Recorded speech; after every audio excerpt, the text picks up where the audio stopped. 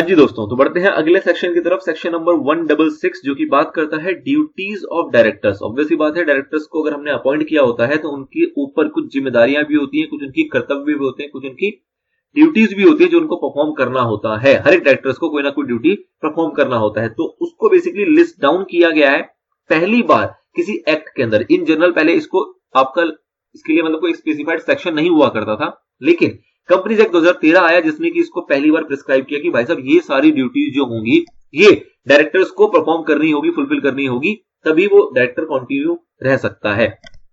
क्या चीजें बताई गई हैं? तो सिंपल सी बात कही जाती है कि भाई साहब सबसे पहली फोरमोस्ट ड्यूटी क्या आती है कि भाई साहब ईमानदार होना चाहिए डायरेक्टर, और सारे काम को जो भी वो कंपनी के अंदर चीजें परफॉर्म कर रहा है वो बिल्कुल ऑनेस्टी के साथ करे, डिलीजेंटली करे। डिलीजेंटली का बेसिकली मतलब होता है कि भाई साहब आंखें खुली रख के करे, जो भी उसके पास स्किल्स है उसको प्रॉपरली अप्लाई करते हुए करे। ऐसा नहीं है कि बंद आंखों से कोई भी काम करता रहे, नहीं जी। और इन the best interest of the company होना चाहिए, मतलब कंपनी के मुनाफे के लिए काम करना है, ताकि जो कोर ऑब्जेक्टिव होता है कंपनी का what is that wealth maximization जो स्टेक होल्डर का है वो अचीव किया जा सके। तो ऑब्वियसली बात है, जब कंपनी के फायदे के लिए वो सोचेगा, कंपनी के फायदे के लिए जब वो काम करेगा, तभी जाके जो हमारा ऑब्जेक्टिव है वेल्थ मैक्सिमाइजेशन का वो अचीव किया जा सकता है। अच्छा जी, in no case any business opportunity which fallen within the ambit of the company be exploited by the directors for their own benefit. ऐसा ना हो कि भाई साहब कंपनी के लिए कोई बेनिफिट आ रहा था, कंपनी के बेनिफिट के लिए डायरेक्टर ने कहा भाई साहब कंपनी को बेनिफिट जाके क्या फायदा होगा, मैं अपने पावर का, अपनी पोजीशन का यूज करता हूं और अपने पर्सनल बेनिफिट के लिए उसको डाइवर्ट कर देता हूं, उसको एक्सप्लॉइट कर देता हूं। तो ऐसा भी डायरेक्टर नहीं करेगा। आपको पता है किसी भी टाइप का अनड्यू एडवांटेज जो है वो डायरेक्टर नहीं हासिल कर सकता। मतलब कोई भी ऐसा बेनिफिट जो कि कंपनी को मिल रहा था, मिल सकता था, लेकिन डायरेक्टर ने अपना वहां पर्सनल बेनिफिट देखते हुए उसको डाइवर्ट कर दिया। तो इस टाइप का अगर कोई अनड्यू गेन अचीव करता है हमारा डायरेक्टर, तो वो सारा गेन जो होगा वो उसको लौटाना पड़ता है कंपनी को। ये भी आप आगे चल के देखोगे ड्यूटीज के अंदर। तो कहने का मतलब क्या है कि भाई साहब कंपनी के इंटरेस्ट में काम करना है आपको, और कंपनी के किसी भी मुनाफे को आपको डाइवर्ट करके अपने पर्सनल बेनिफिट के लिए लेके नहीं जाना। और अगर लेके जाते हो और पकड़े जाते हो तो वो सारे गेन आपको डाइवर्ट करने पड़ेंगे, मतलब एक तरीके से रिटर्न करना पड़ेगा उस कंपनी को जिसका वो एक्चुअल में मुनाफा था। ठीक है सर, चलिए, तो बेसिकली ये तो थी बेसिक बातें जो कि हमने देखा कि वैसे जनरली ऐसा डायरेक्टर को करना चाहिए। लेकिन आपके सेक्शन ने क्या प्रिस्क्राइब किया? तो सेक्शन 166 जो है वो काफी सारी ऐसी बातों को बताता है। सबसे पहला पॉइंट इसके अंदर आता है, he shall act in accordance with the articles. Obviously बात है कि भाई साहब पहला जो उसके लिए देवता है वो कौन है? Articles of the company. तो अगर आर्टिकल्स में जो भी बातें लिखी हैं उस आर्टिकल्स को फॉलो करते हुए वो काम करेगा। ठीक है sir. He shall act in good faith, कि वो भरोसेमंद गुड फेथ तरीके से काम करेगा और कंपनी के बेस्ट इंटरेस्ट के लिए काम करेगा, कंपनी के अगेंस्ट जाके काम नहीं करेगा, कंपनी को नुकसान दिलाने के लिए काम नहीं करेगा। In order to promote the object of the company for the benefit its member as a whole. Further he shall act in the best interest of the company, its employees, share holders, community and for the protection of the environment. इन सभी को ध्यान में रखते हुए prime responsibility तो company की है, लेकिन साथ में आपको ये भी देखना है कि एम्प्लॉय का भी नुकसान ना हो, शेयर होल्डर्स का भी ना हो, कम्युनिटी का भी ना हो और इन्वायरमेंट का भी ना हो। इन सभी चीजों को ध्यान में रखते हुए हमारा जो पूरा कर्तव्य है वो किसके कंधों पे आता है? वो डायरेक्टर्स के कंधों पे ही आता है। जैसे आप देखते हो और सारी रिस्पांसिबिलिटीज भी होती हैं जो भी कंपनी से रिलेटेड होती है, जो चाहे गवर्नमेंट के रिगार्ड में हो, चाहे सोसाइटी के रिगार्ड में हो, चाहे एम्प्लॉयज के रिगार्ड में हो, वो सारी चीजें भी फुलफिल किसको करनी होती है? हमारे डायरेक्टर को ही फुलफिल करनी होती है। He shall exercise his duties with due and reasonable care, skill and diligence and shall exercise independent judgement.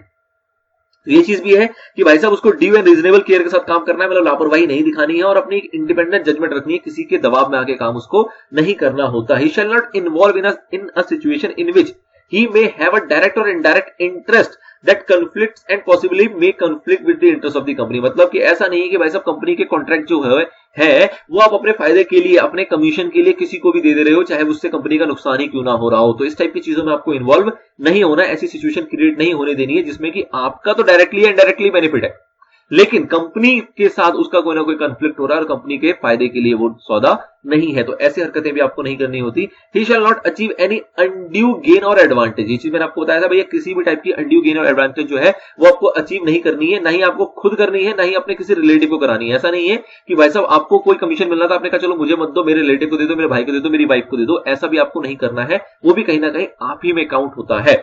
अच्छा जी, नहीं आपके किसी पार्टनर्स को मिलना चाहिए। सपोज करो आपका कोई पार्टनर है, उसको आपने कोई बेनिफिट दिलवा दिया, आपके कोई एसोसिएट्स है उसको आपको बेनिफिट दिलवा दिया। कहने का मतलब है कि किसी भी टाइप का आपको कोई भी गलत टाइप के फायदे एडवांटेज जो है वो आप या आपसे रिलेटेड किसी भी व्यक्ति को नहीं मिलना चाहिए। अगर ऐसा होता है तो क्या होगा?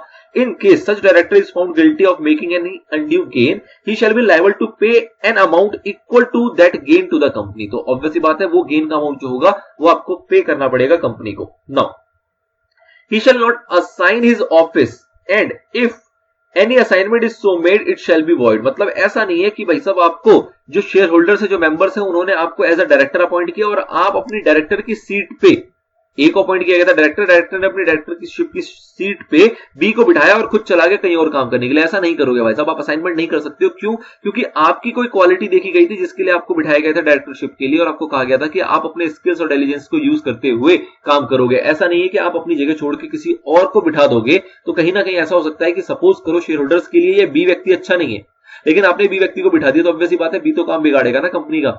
और आपको चुना गया था, क्यों चुना गया था? ताकि आप खुद से सेल्फ तरीके से आप काम करोगे, आप अपने स्किल्स को यूज करोगे, अपने एक्सपर्टीज को यूज करोगे, इसीलिए आपको चुना गया था. तो आपको ऑथराइज नहीं है कि आप किसी और को अपना ऑफिस असाइन करके खुद वहां से रवाना हो जाओ. और अगर आप ऐसा करते हो तो वो वॉइड माना जाएगा. ऑल्दो जो आपने सुना होगा डेलीगेशन ऑफ ड्यूटीज होती है, मतलब कि ए जो डायरेक्टर है वो सपोज करो किसी मैनेजर को कोई काम डेलीगेट करता है, किसी सीनियर मैनेजर को डेलीगेट करता है, किसी एम्प्लॉय को डेलीगेट करता है. तो ये delegation is different thing. Delegation आप कर सकते हो, उसमें कोई दिक्कत नहीं है, लेकिन आप अपने पद को छोड़ के किसी और को वहां पे नहीं बिठा के जा सकते. ठीक है ना? तो डेलीगेशन इज डिफरेंट थिंग, वो असाइनमेंट ऑफिस नहीं कहलाता. The assignment of office has been made invalid because of the fact that the shareholders have elected a particular person as director for the management of their company. किसी particular person को उन्होंने चुना है ताकि वो company को manage कर सके. If such person assign his office to some other person, the share holders may not have faith in the other person. हो सकता है दूसरे बंदे पे शेयर होल्डर का विश्वास ना हो, and therefore a person who does not command the fate of the share holder can not given the responsibility to manage the company. In other words, it is required the original actor to carry out his duties of directorship on his own without assigning them to some other person. Delegation of duties to other staff members wherever permitted is not akin to assignment of office. ठीक है जी, delegation of duties को हम assignment of office नहीं मानते. वो staff को delegate कर सकता है ड्यूटीज में, कोई दिक्कत वाली बात नहीं है. Now, punishment for not accomplishing statutory duties. जो भी आपको यहाँ पे ड्यूटीज बताई गई वो आपकी कैसी ड्यूटीज है? वो आपकी स्टैट्यूटरी ड्यूटीज है. क्यों? क्योंकि वो स्टैट्यूट के अंदर मेंशन्ड है, तो वो आपकी स्टैट्यूटरी ड्यूटीज का पार्ट बन गया. और अगर आप उसको कॉन्ट्रावीन करते हो तो ऑब्वियस बात है आपके ऊपर फाइन लगेगा. फाइन लगेगा कम से कम 1 लाख रुपए और ज्यादा से ज्यादा 5 लाख रुपए की आपके ऊपर पनिशमेंट लगाई जा सकती है. इन्हीं चीजों को समराइज किया गया है, पिक्चर में रिपीट करने की ऐसी कोई दिक्कत नहीं है. Now, some other duties. अब सम अदर ड्यूटीज का बेसिकली मतलब क्या हो गया कि ये कुछ ऐसी ड्यूटीज है जो कि अलग अलग सेक्शंस प्रोवाइड करता है. मतलब कि कई सारे सेक्शंस आपने देखा, उसके अंदर कहा जाता है कि भैया इस सेक्शन के तहत डायरेक्टर ये काम करेगा, इस सेक्शन के तहत डायरेक्टर ये काम करेगा. तो वो आपकी अदर ड्यूटीज का पार्ट है, जो कि सेक्शन 166 नहीं बता रहा. 166 तो बेसिक बता रहा है, और साथ ही में आपको और भी अदर ड्यूटीज परफॉर्म करनी पड़ सकती है, जो कि और सेक्शन द्वारा मैंडेटरी किया गया है आपके लिए. ठीक है, तो ऐसी कौन कौन सी है? तो पहली बात करें टू फाइल वेरियस डॉक्यूमेंट्स. आपको पता है कि जो डायरेक्टर्स होते हैं उनके ऊपर रिस्पांसिबिलिटी होती है कि वो डॉक्यूमेंट्स की फाइलिंग करेंगे, किसको? रजिस्ट्रार को, with in the time limit specified. मतलब कि जो भी स्पेसिफाइड टाइम लिमिट्स होती है उसके अंदर आपको रिपोर्ट्स कई सारी फाइल करनी पड़ती है, कई सारी चीजें आपको पहुंचानी पड़ती है, जैसे कि आपकी फाइनेंशियल स्टेटमेंट की फाइलिंग होगी, एनुअल रिटर्न की फाइलिंग होगी, सेक्शन 137 की कंप्लायंस होगी, सेक्शन 92 की कंप्लायंस होगी. तो ये किसको करनी है? डायरेक्टर को ही तो करनी है. ठीक है ना? तो डायरेक्टर इसके लिए भी रिस्पांसिबल है. डायरेक्टर की ड्यूटी का पार्ट है कि वो जो भी इस टाइप की फाइलिंग करनी होती है स्पेसिफाइड टाइम लिमिट्स के अंदर, वो भी वो करेगा. और अगर नहीं करता है तो डायरेक्टर ही वहां पर रिस्पांसिबल माना जाता है. साथ ही में कभी कभार जरूरत पड़ती है कि कुछ ऐसे डॉक्यूमेंट्स होते हैं जो कि अदर स्टैट्यूटरी बॉडीज को भी देने पड़ते हैं. जैसे सेबी के पास आपको कोई डॉक्यूमेंट फाइल करना है, किसी और आरबीआई के पास कोई डॉक्यूमेंट फाइल करनी है, सेंट्रल गवर्नमेंट के पास कोई डॉक्यूमेंट फाइल करनी है अदर देन रजिस्ट्रार, तो वो भी करना पड़ता है. तो वो भी किया जाएगा किसके द्वारा? डायरेक्टर के ही द्वारा. Now, to convene general meetings. Obviously बात है जनरल मीटिंग कन्वीन करने की रिस्पांसिबिलिटी भी किसके ऊपर होती है? हमारे डायरेक्टर्स के ऊपर होती है. जैसे कि ईजीएम कंडक्ट कराना है सेक्शन 96 के तहत, ईजीएम कंडक्ट कराना है सेक्शन 100 के तहत. तो ऑब्वियसली बात है ये भी कौन करवाएगा? डायरेक्टर ही तो करवाएगा. तो डायरेक्टर की ही ड्यूटी का पार्ट है ये भी. Now, to attend board meeting. अब डायरेक्टर को आपको पता ही है कि भाई साहब बोर्ड मीटिंग अटेंड करना होता है, और अगर आप नहीं करोगे तो आपको ऑफिस वैकेट करना पड़ जाता है. इसका प्रोविजन भी आप आगे देखोगे. तो बोर्ड मीटिंग का जनरली प्रोविजन है जो कि सेक्शन 173 के अंदर कवर्ड है, जो कि आप आगे चल के पढ़ोगे, जिसके अंदर बेसिकली कहा जाता है क्या कि 1 साल के अंदर आपको 4 बोर्ड मीटिंग करने होते हैं. 1 साल के अंदर आपको कितने करने होते हैं? 4 बोर्ड मीटिंग करने होते हैं. और 2 बोर्ड मीटिंग के बीच में आपका 120 दिन से ज्यादा का गैप नहीं होना चाहिए. 120 दिन से ज्यादा का गैप नहीं होना चाहिए किसी भी बोर्ड मीटिंग के अंदर. हाउएवर, कंपनी चाहे तो 4 से ज्यादा बोर्ड मीटिंग कर सकती है, कोई दिक्कत नहीं है. 4 से ज्यादा कर सकती है. 4 तो इन्होंने फिक्स कर दिया कि भाई साहब मिनिमम एटलीस्ट 4 तो आपको बोर्ड मीटिंग कंडक्ट करना ही पड़ेगा हर साल, लेकिन कंपनी अगर चाहे तो hold more meetings than statutory required and every director is bound to attend them. ठीक है, तो बोर्ड मीटिंग को अटेंड करना ये भी एक प्रकार की क्या होगी, डायरेक्टर के लिए ड्यूटी हो गई। और बोर्ड मीटिंग जो होगी वो साल में कम से कम 4 की जाएगी, 4 से ज्यादा भी की जा सकती है, और सभी बोर्ड मीटिंग को आपको अटेंड करना पड़ेगा। This is your duty. Now साथ ही में कहा जा रहा है क्या, अ डायरेक्टर दो may not attend all the board meeting held in a year. मतलब हो सकता है कि डायरेक्टर सारी बोर्ड मीटिंग को अटेंड ना करे और वो अब्सेंट रहे। तो अगर डायरेक्टर कोई ऐसा है जो कि लगातार 12 महीने तक वो अब्सेंट रहा है सभी बोर्ड मीटिंग से, तो माना जाएगा कि उसका ऑफिस खाली हो चुका है। मतलब he shall be deemed to have vacated his office, मतलब कि वो ऑफिस उसका वैकेटेड माना जाएगा एज पर सेक्शन जो आपका अगला यूज होगा, सेक्शन नंबर 167, जिसके अंदर आप देखोगे कि प्रोविजन होता है कि भाई साहब लगातार 12 महीने तक जितनी भी बोर्ड मीटिंग की गई उन सभी में आप गायब रहे।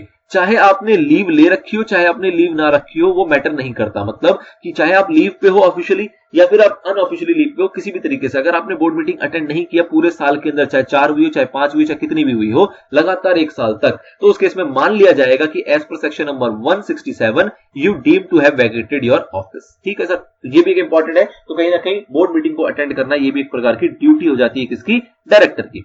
टू डिस्क्लोज इंटरेस्ट, अब आपको पता होगा सेक्शन नंबर 184 होता है एक, जो कि बात करता है डिस्क्लोजर ऑफ इंटरेस्ट। जैसे कि आपने पढ़ा है पीछे भी कि अगर किसी भी डायरेक्टर का किसी भी ट्रांजैक्शन के अंदर कोई इंटरेस्ट है किसी भी तरीके से डायरेक्टली और इनडायरेक्टली, तो कहा जाता है कि भाई साहब जो भी आपकी पहली बोर्ड मीटिंग होगी, जो भी आपकी फर्स्ट बोर्ड मीटिंग होगी, उसके अंदर आपको अपने इंटरेस्ट को डिस्क्लोज करना होता है एज पर सेक्शन नंबर 184। और उसके बाद भी आपको हर साल की पहली बोर्ड मीटिंग के अंदर इस फैक्ट को डिस्क्लोज करना होता है कि भाई साहब ये होने वाली ट्रांजैक्शंस के अंदर मेरा इंटरेस्ट है, इधर डायरेक्टली हो चाहे वो इनडायरेक्टली हो। तो ये भी एक क्या हो गई, ड्यूटी हो गई कि भाई साहब डिस्क्लोज करोगे आप इंटरेस्ट। अगर नहीं करते हो तो आपको सेक्शन 184 की नॉन कंप्लायंस के अंदर आपको गिल्टी माना जाएगा।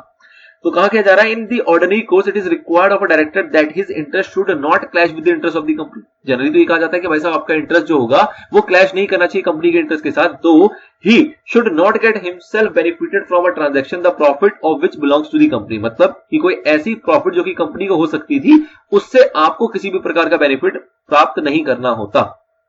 If it happens, अगर ऐसा कुछ होता भी है, तो director gets interested in a transaction belonging to the company, it is the duty to disclose such interest at the very first board meeting he attends after becoming interested. मतलब कि वैसे भी ड्यूटी है कि अगर कुछ ऐसा है तो आपको डिस्क्लोज करना पड़ेगा वेरी फर्स्ट मीटिंग, पहली बोर्ड मीटिंग के अंदर, और उसके बाद भी आपकी ये डिस्क्लोजर खत्म नहीं होती। Such interest should be disclose in the first meeting held every financial year. मतलब हर साल जो पहली बोर्ड मीटिंग होगी उसके अंदर भी आपको ये डिस्क्लोजर बार बार देते चलना होगा। और अगर इसके अंदर कोई भी चेंज होता है तो वो चेंज भी आपको बताना पड़ेगा, वो चेंज होने के बाद वाली जो भी पहली मीटिंग होगी उसके अंदर। मतलब कि कोई भी चेंज हुआ, then the disclosure already made by the director, such change needs to be brought in the knowledge of other directors in the first board meeting which he attends after occurring of such change। जैसे भी change हुआ उसके बाद जो भी पहली board meeting होगी उसके अंदर आपको उस चेंज के बारे में भी सभी को बताना पड़ेगा। A detailed disclosure of interest and punishment for non disclosure is discussed at the appropriate place। तो appropriate place कुछ नहीं है, देखो आप यहाँ पे नोट देख रहे हो, फुट नोट बेसिकली 30 पॉइंट दिया हुआ। 30 पॉइंट में बेसिकली आपको सेक्शन नंबर 184 के बारे में बता रहा है कि सेक्शन नंबर 184 जब हम रेफर करेंगे तो वहां पे हम देखेंगे कि इसके बारे में और डिटेल में क्या डिस्कशन है। ठीक है, तो फिलहाल के लिए आपको बेसिक बातें बता दी गई कि भाई साहब डिस्क्लोज करना पड़ता है आपको इंटरेस्ट को, और अगर आप नहीं करते हो तो सेक्शन 184 की वायलेशन मानी जाएगी। Now to approve the annual financial statement, आपको पता है भाई साहब जो भी एनुअल फाइनेंशियल स्टेटमेंट होती है वो जाती है ऑडिटर के पास। अब ऑडिटर जो रिपोर्ट देगा उससे पहले अप्रूव करना पड़ता है उस फाइनेंशियल स्टेटमेंट को, किसको, हमारे बोर्ड ऑफ डायरेक्टर्स को। मतलब कि जो हमारे डायरेक्टर्स होते हैं वो अप्रूव करते हैं कि हाँ जी हमारी तरफ से फाइनेंशियल स्टेटमेंट पूरा हो गया, अब ऑडिटर के पास हम भेजते हैं, लो जी इसका ऑडिट करो। ठीक है, तो before seeking auditors report the annual financial statement जैसे कि balance sheet statement of profit and loss, cash flow statement etcetera including consolidated financial statement if any are required to be approved by the board of directors. तो ये भी इनकी duty होगी कि भाई साहब ऑडिटर रिपोर्ट लेने से पहले आप उसकी अप्रूवल दोगे कि भैया आपने हिसाब से पूरी कंप्लायंस करते हुए आपने अपने फाइनेंशियल स्टेटमेंट्स को तैयार किया है। To approve and attach board report, आपको पता है कि जो भी फाइनेंशियल स्टेटमेंट तैयार की जाती है उस फाइनेंशियल स्टेटमेंट के अंदर अटैच किया जाता है, उसके साथ अटैच किया जाता है किसको, बोर्ड रिपोर्ट को। तो this is again the duty of the directors कि वो अपने बोर्ड रिपोर्ट को तैयार करें और फाइनेंशियल स्टेटमेंट को कंप्लीट करने के लिए उसको उसके साथ अटैच करें।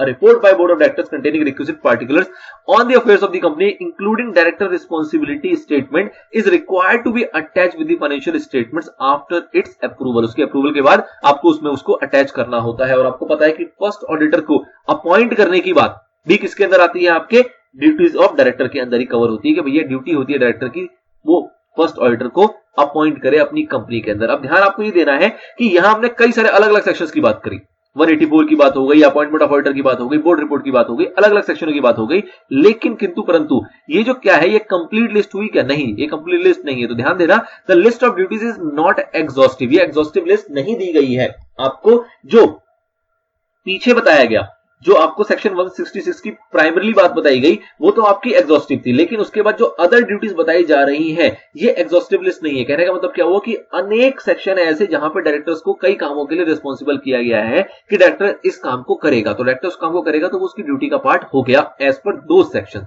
ठीक है, तो इसलिए लिस्ट यहां पे कुछ चुनिंदा बताएगा जो जनरली इंपॉर्टेंट कैटेगरी के होते हैं, लेकिन ये एग्जॉस्टिव लिस्ट नहीं है। इसके अलावा और भी एक्ट के अंदर हो सकता है कि कई जगहों पे डायरेक्टर को कई कामों के लिए रिस्पॉन्सिबल किया गया हो, तो वो उसकी ड्यूटी का पार्ट बनेगा और उन चीजों को वो ड्यूली फुलफिल करके चलेगा अकॉर्डिंग टू दैट सेक्शन। ठीक है sir, this is all about section 166 जो की बात कर रहा था ड्यूटीज के ऊपर। अगले में बात करेंगे सेक्शन 167 जो की बात होगी हमारी vacation of office of director के ऊपर। मिलते हैं नेक्स्ट पार्ट में। Till then stay connected and stay motivated.